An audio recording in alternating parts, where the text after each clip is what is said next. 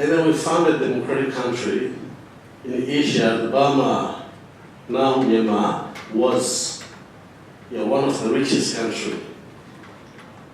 So in Asia, particularly. So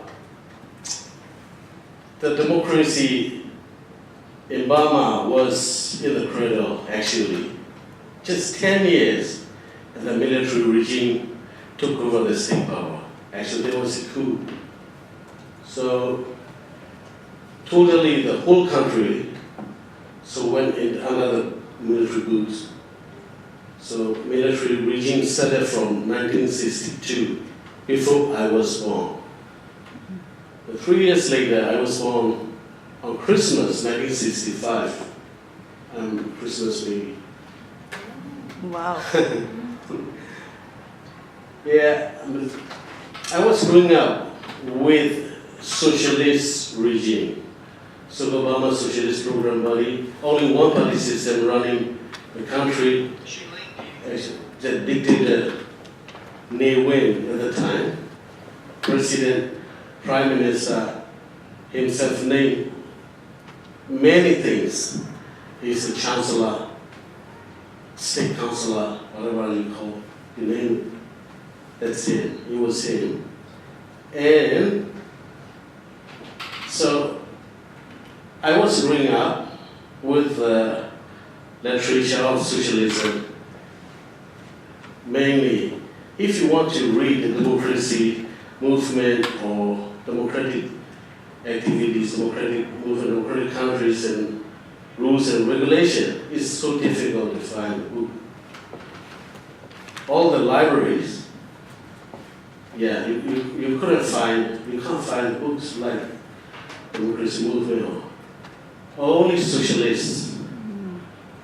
That's it, boring. Yeah, pretty much boring. At school, we had to learn socialism. One of the subjects, forced to learn. So we were new generation, asking the questions. Teacher didn't like us.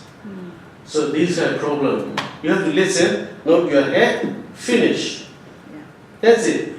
The whole country is running like this. So we couldn't do this. So problem coming to us. When I was studying at the uni, in 1987, I got arrested. I was arrested for the first time for my democratic activities. So-called democratic activity was meeting with the friends, talking about democracy. So 16 students was detained by socialist regime. So I was one of the 16. And then released in 1988, 4 months later, 1988 January. And then arrested again in March. So detained 3 months and then released again in August. So in August, 8th of August 1988, we call 8888, that's right, 4 8s. So we call for student uprisings, the whole country, across Burma, every cities and towns. Students join us from their towns. So big movement coming. So I was shot in the leg because I was giving speech on the roof of the car, standing. But anyway, I was survived. After that, again. So I think in the 4 months, 4 or 5 presidents changed according to the movement. Finally, they couldn't control. The socialist government handed over the state power to army again. The army was their sons, their generation, their people, coming again.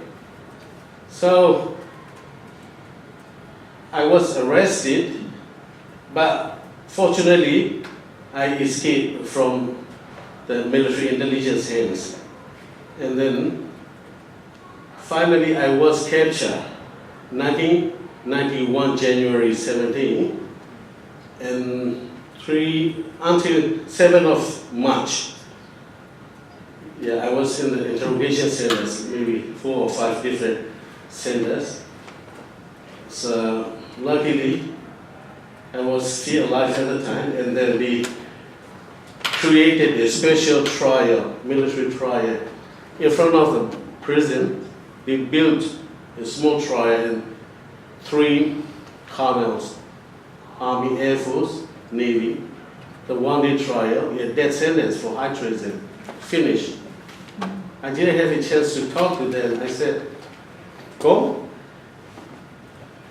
And then I was in the death row for 3 years waiting for my execution. So every day, doctor came to me, measured my neck. So in Burma, death sentence is, execution, hanging, by hanging.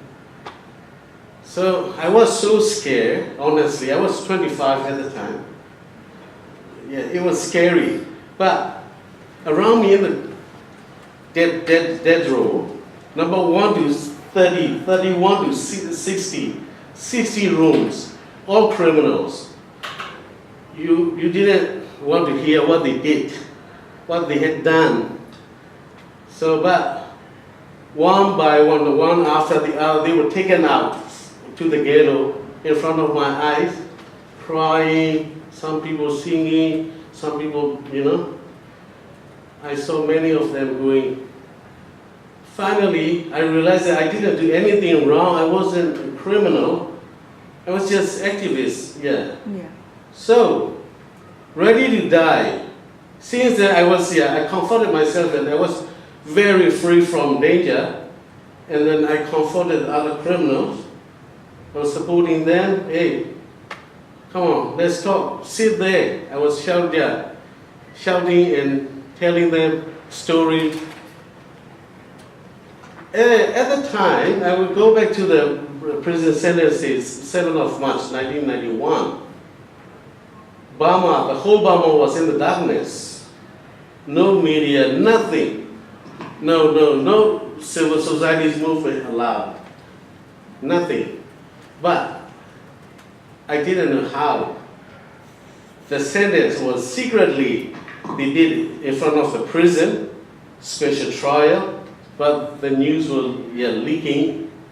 So BBC, VOA, same day at night, they started releasing this boy, student activist, this young boy, received death sentence for high treason in Burma. So the problem coming, they were advocating every day. So the news going to Amnesty International, Human Rights Watch, and Human Rights Watch Asia finally to Geneva. And then they issue statements after statements regarding my sentence in Burma. So their statements, the declaration, everything going back to the media again, the media release, media coming, talking about me many times. And then my execution has been delayed. And finally I became, how do you say, a bargaining staff, military regime. Okay, we'll release this guy. If so, you have to lift the sanction a little bit. So they're asking for the Europe and US, particularly US. Same times, a Buddhist monk from Sri Lanka, Dr. Wapula Yahula, and the Vatican City Pope, and American President, the personal advocacy and requesting the military general, hey, please don't kill this boy. So they, hold. My execution was on hold. Finally, the sentence was changed. Death sentence, life sentence, committed to life, which means 20 years. 20. Yeah. And then at the same time, I was transferred from prison to prison. And then again, silent, because after 88 people and student uprising in Burma, China, Tiananmen coming, lots of democracy movements, series, going to Romania, Russia, Berlin Wall, fall of Berlin Wall, these things happening. So attention is going diverted to the other area. So I was again forgotten. And then ICRC International come here, the Red Cross from Geneva, tried to enter the country many times, but they were not allowed. Finally, in 1999, they were allowed to enter the Burma. I think they visited me in prison, they registered my name. So I was lucky, otherwise the military regime had a plan to kill me in prison. Finished. Even my family didn't know where I was. My big sister was looking for me in 20 prisons, 20 different prisons across Burma. Couldn't find me. No family visit, no books, nothing. 20 years, no future, no past, just present. Because same room, even though I was transferred from prison to prison, same room, same prison guards, khaki uniform, and 12 by 8, walking here, eating here, toilet here, everything here. So no yesterday, no tomorrow, everything is same. Same rice and boiled vegetables, nothing else, sometimes chameleon in it. So everything is very dirty. So I was become thinner and like Jewish prisoner in Hitler's hand. Same. I could show you my photos after the prison. So again, that civil movement coming from Chiang Mai University, Thailand, and then Chulalongkorn University, Thailand, in Bangkok. Student activists here talking about me again. They're playing soga for me to release me. This guy stay in prison. So attention coming again. It's around 2005. So media again, advocating, and the Human Rights Watch interview after the about me. Finally, I was released in September 2008. 10 years ago, this September. I've been out of the prison for 10 years. September 23rd. 23rd, wow. Yeah. 10 years. So, this briefly, this is my life. And then after the prison, I fled Burma into Thailand. I was very upset when I was living in Thailand. It's UNHCR and the power dynamic. Why? Because I was happy, people told me, you can go to UNHCR office.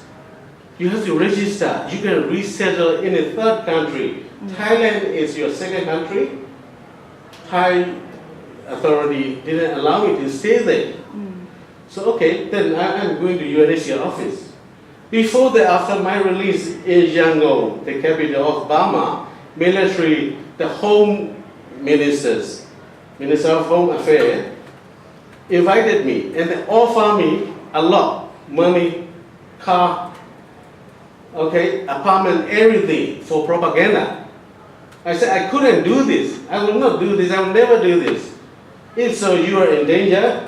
You could be killed on the road, or you have to, you might go back to prison. So the best way, I fled Burma. That's why, I couldn't stay any longer there. I didn't want to go back to prison. And actually not.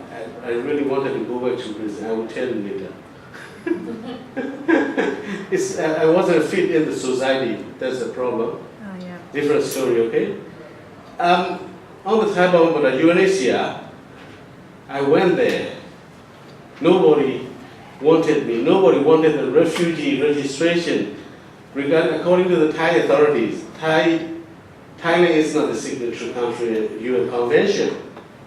That's why no refugee can. They are temporary shelter. The Thai government named them. And Simon, we call refugee camp, blah, blah, we call that. But actually, real name, legally, is temporary shelter. It's written. So, UN could do nothing, according to the Thai government. So 12 times, each time, the Thai police was watching me and grabbed me. Because Thai police knew who my friend were. Gave me the phone. Call your friend, like call. She's from Australia, call, I saw you with her. Call Chris, call Andrew. Your friend. They're asking money for my reason, kidnapping me, Thai police. Like this, I was finally 12th time, I sat in front of the gate, UNHCR office gate, call Thai police, call Andrew, I will not move, run over me your car, I will not move, don't touch me. So finally a protection officer from UNHCR office pulled me in, listening to me about 2 hours, and then, hey brother, just calm down, we know who you are, but we can do nothing, sorry. And these people, UN people, I had to sit on the floor because no chairs for me. They were sitting. You see the power. I was homeless in Thailand. The former political prisoner of Burma in Thailand. And then finally, my AVI, the Australia Volunteer International, friends, and then some friends from France and Germany, I co-founded an organization named EXPAT. On my back of the book there. Yeah. So, ex-political prisoner advocacy, counseling, and training. I was helping focusing on the former political prisoner of Burma, on living as exiles in Thailand. Yeah. So finally, UN invited me again. These same people gave me special seat, seeking for my consultation regarding the former political prisoner. So see the power. Yeah, it's many stories. Sorry. Anyway, so my release mainly, if media didn't know, I'm not standing here today. Could be a long time. Through the media, Amnesty and so Human Rights Watch. That's why Amnesty Australia annually they invite me for dinner. Still we discussing everything, Asia meeting as a guest speaker in Australia at the moment. Thank you so much listening to me. Very big pleasure. Very much.